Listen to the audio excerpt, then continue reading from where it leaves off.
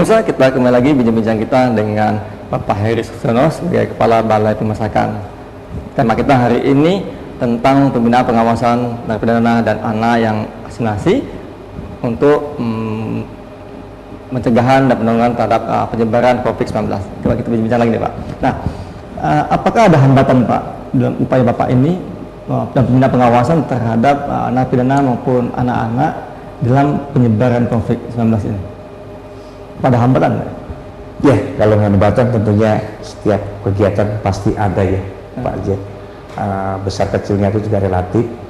Yang jadi hambatan kalau di sini ya harap kita maklumi juga, kadang klien itu nggak punya HP, sehingga untuk melakukan video call nggak bisa. Ya. Nah, ini kan menjadi satu hambatan yang kita sudah melalui kebijakan pimpinan menggunakan daring saja untuk menjaga jarak sosial tadi.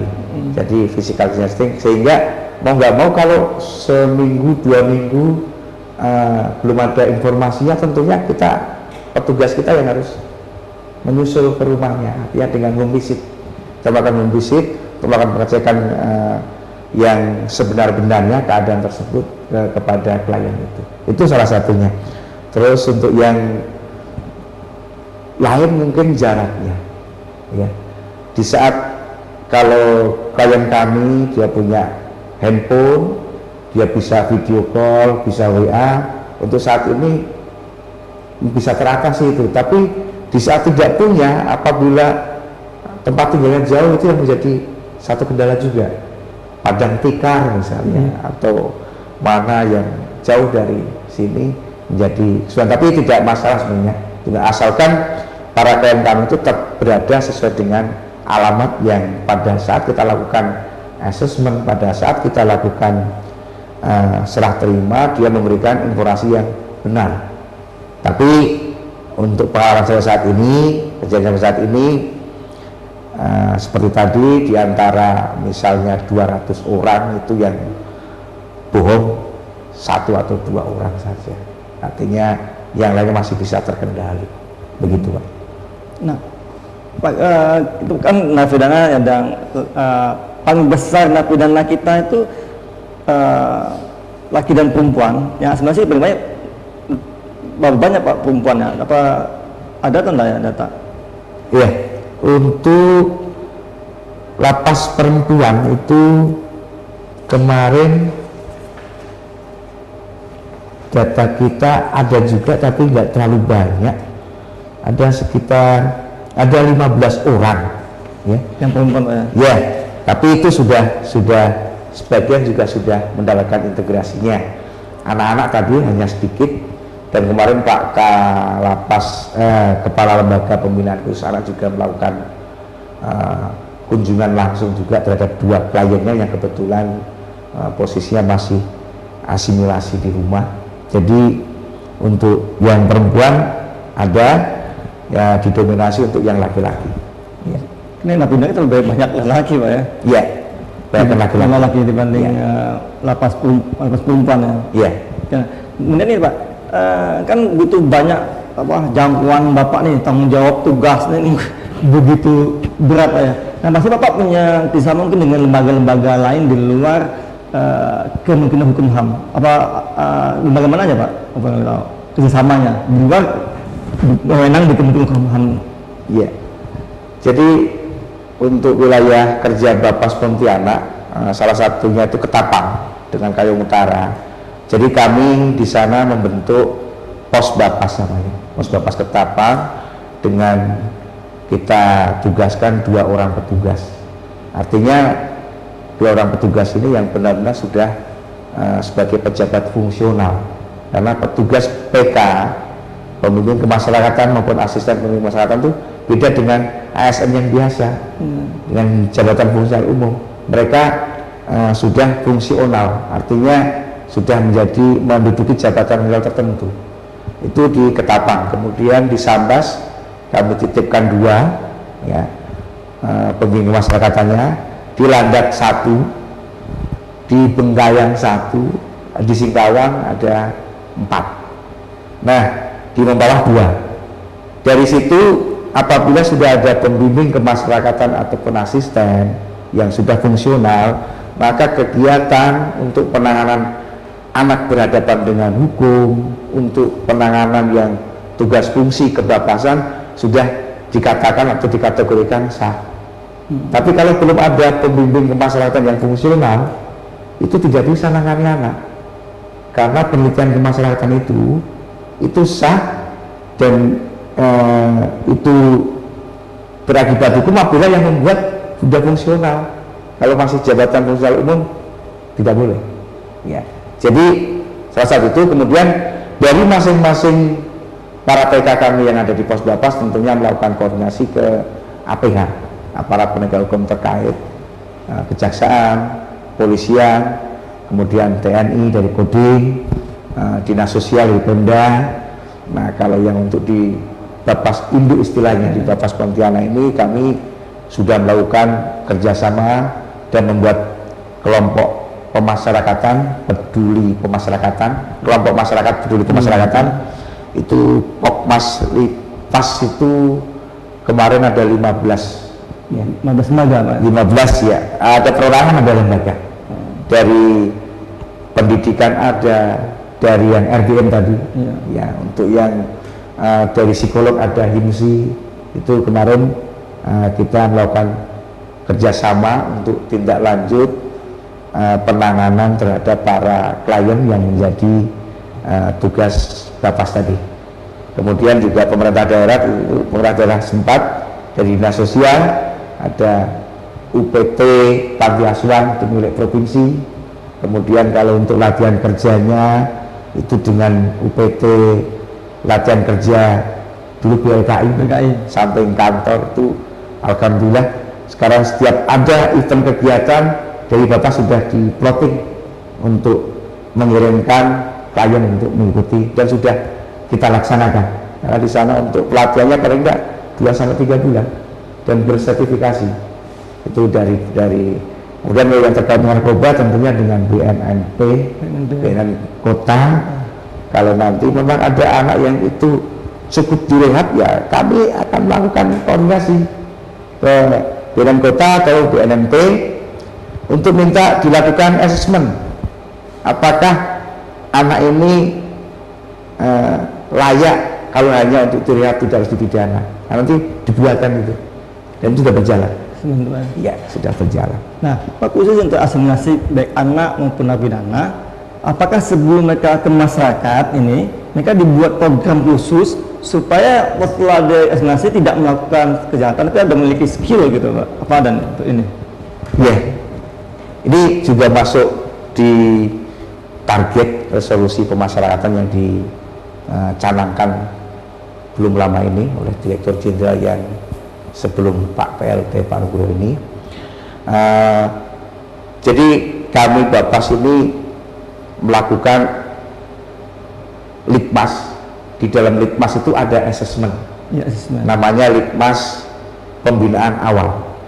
Jadi pada saat seorang masuk, ditahan, kemudian putus menjadi narapidana, terpidana menjadi narapidana, maka dia langsung dibuatkan penelitian kemasyarakatan, akan melihat secara komprehensif apa latar belakangnya, kejahatannya, keluarganya bagaimana, hobinya apa, dan sebagainya. Kita lakukan asesmen. Nah, itu nanti akan dibuatkan namanya asesmen 5 dimensi. Jadi ada dimensi keamanannya bagaimana, juga resiko residivis Indonesia, apakah nanti akan mengulangi lagi. Nah, sehingga nanti pada saat awal akan bertahap, seseorang ini akan direkomendasikan sudah waktunya menjalani di medium security. Jadi ada lapas itu ada maximum security, medium security, minimum security. Kebetulan kabar sedang akan dimulai, tapi karena kondisi keadaan seperti ini Pak Jan, sedang kita susun. Artinya yang ditunjuk sebagai lapas medium itu lapas yang ada produksinya, itu lapas Pontianak. Nah, menjadi lapas maksimum itu lapas Singkawang. Jadi Singkawang itu itu menjadi lapas maksimum. Maksimum security, pengamanannya maksimum, ketat. Iya. Dan dia program dia masih tahap 1 sampai 1/3. Artinya baru masuk belum lama, atau mereka yang tergolong sudah kelas-kelas tinggi, ya kalau narkoba ya bandar, ya kategori seperti itu. Kemudian itu ada di sana, kemudian nanti di Mempawah nih, belum melangkah sudah kondisinya seperti ini. Tapi di Nusa Kambangan sudah, kami kemarin rakornis di sana dan langsung nginep di Nusa Kambangan Pak Zin selama 2 hari. Jadi kami langsung melihat itu namanya lapas super maksimum security. Itu memang benar-benar seperti penjara zaman dulu dengan fasilitas yang teknologi zaman sekarang. Jadi semuanya sebagai remote. Itu orang itu nggak boleh untuk bertatap muka langsung kepada orang dalam. Pakai video call, ada ruangan khusus, semua dipantau dengan CCTV, semua menggunakan alat-alat yang modern, dan itu isinya ada teroris, ada bandar narkoba, ya, yang kelas-kelas tinggi. Jadi kalau dulu namanya lapas Batu, kelas 1 Batu itu yang lapas yang paling banyak isinya dan paling banyak tidak beda yang tinggi-tinggi. Sekarang malah enggak, lapas Batu itu hanya isi 100 orang, 20 yang berkelas. 100 orang itu yang berkelas, artinya orang yang perlu pengawalan khusus, pembinaan khusus, ya. Yang lebih super lagi di SMS tadi, super maximum security. Jadi masuk itu sudah berlapis-lapis. Nah, baru nanti kan sudah ada di asesmen seperti tadi, melakukan apakah sudah di mapping dulu, sudah kita lakukan di pas pemilihan awal. Kemudian nanti ada dalamnya ada asesmen untuk kebutuhan, ya, kriminogeniknya, asesmen resiko residivisnya kita buatkan seperti itu, sampai nanti orang ini benar-benar keluar itu sudah melalui tahapan-tahapan tadi gitu. Terus masuk dikasih pelatihan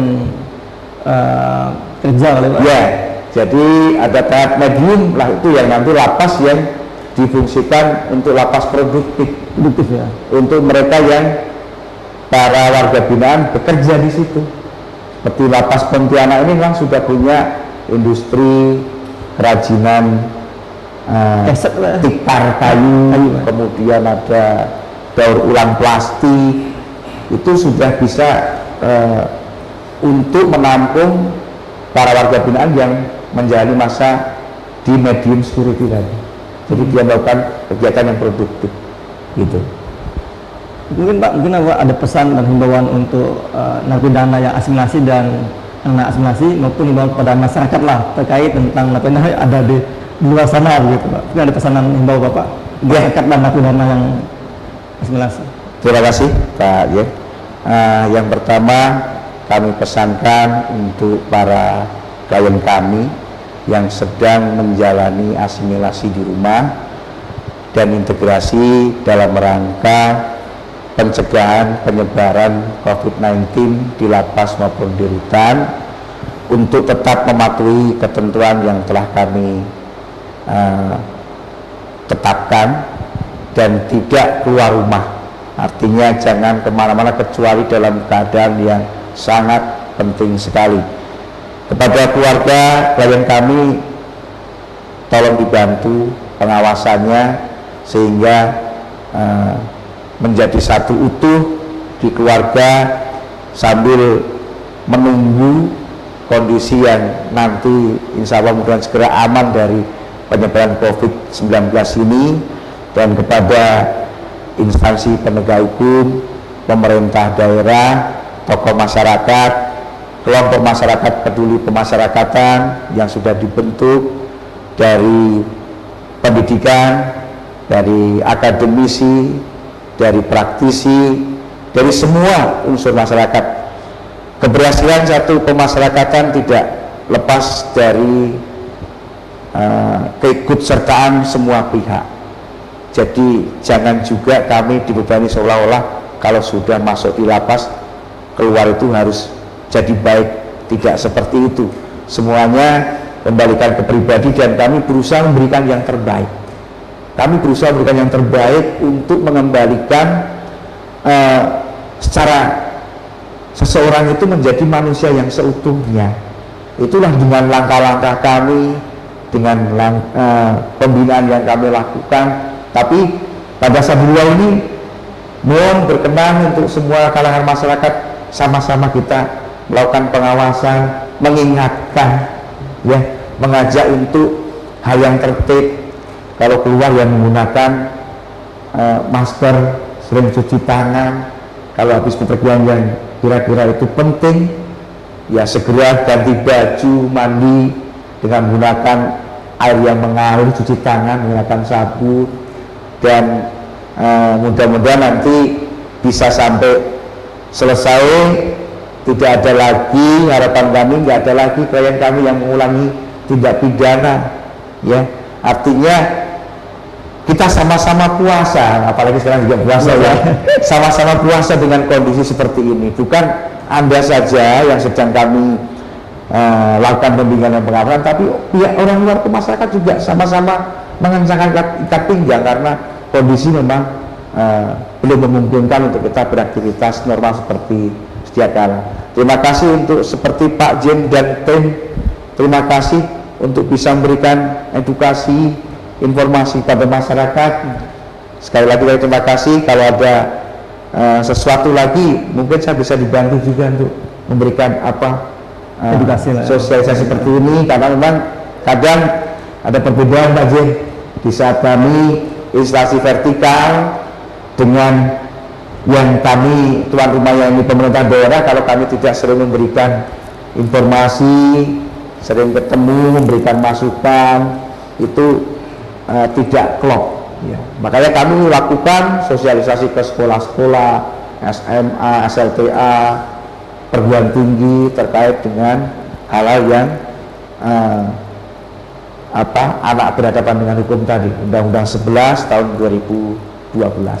Saya kira itu. Sekali lagi terima kasih Pak Yen, mudah-mudahan bermanfaat untuk kita semuanya dan kita sama-sama tetap di rumah aja, ya. Kami juga work from home, artinya kami juga piket Pak ini Pak, di kantor kita buat piket, kecuali ada perintah khusus kayak perintah baru masuk, kita juga batasi dalam satu ruangan itu.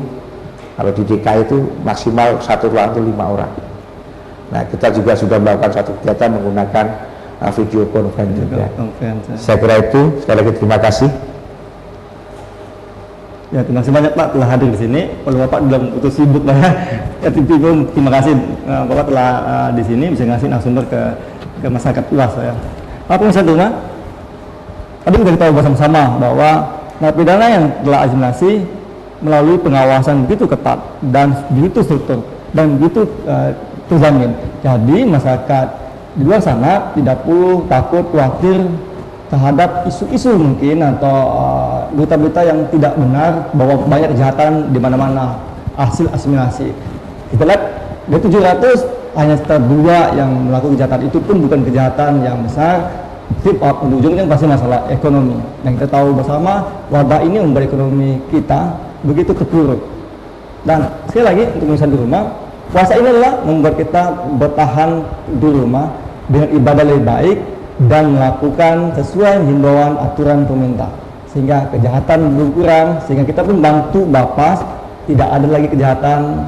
Perlu sel-sel di kota Pontianak atau penjara-penjara atau lembaga masyarakat tidak ada lagi, sehingga sangat penting peran daripada masyarakat semuanya. Terima kasih masyarakat, pemirsa semuanya. Saya Mas Ten Vizen di Kalbar Motivasi.